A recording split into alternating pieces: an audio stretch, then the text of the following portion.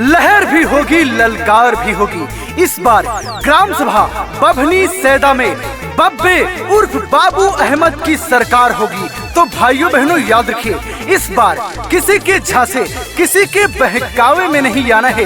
बभनी सैदा से इस बार अपना प्रधान बब्बे उर्फ बाबू अहमद को अपना प्रधान बनाना है और अपने क्षेत्र में विकास से विकास लाना है और विकास की रफ्तार को आगे लेकर के जाना है। सारी जनता ने ठाना नहीं अब की है भुलाना, सारी जनता ने ठाना नहीं अब की है भुलाना। ग्राम सभा बभनी सैदा से बब्बे उर्फ बाबू को जिताना।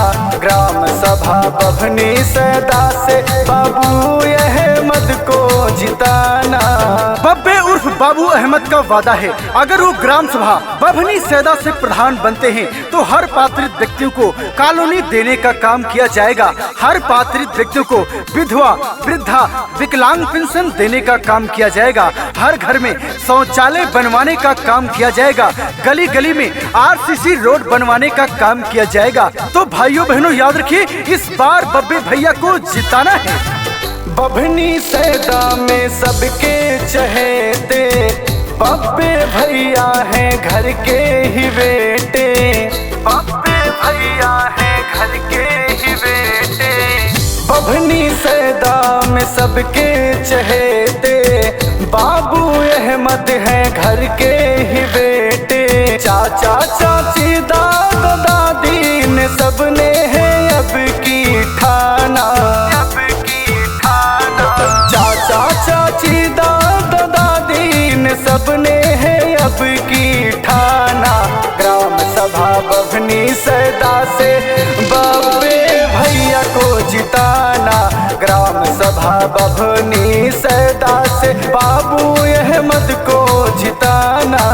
दादा ने ठाना है, दादी ने ठाना है, माताओं ने ठाना है, बहनों ने ठाना है।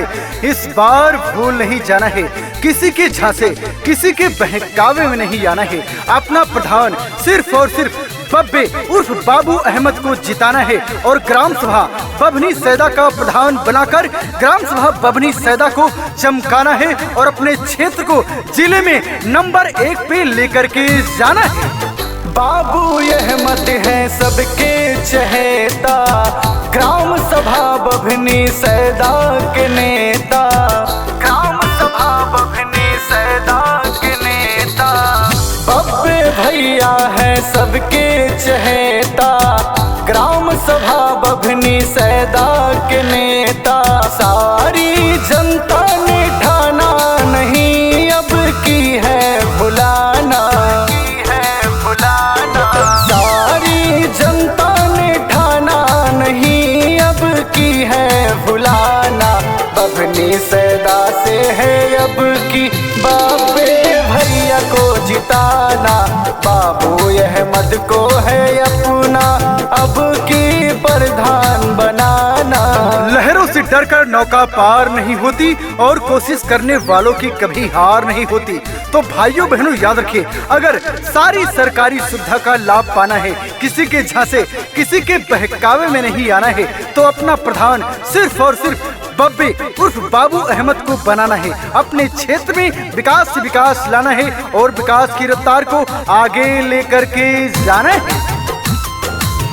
आप करेंगे समर्थन हमारा, हम लेके आएंगे परिवर्तन सारा।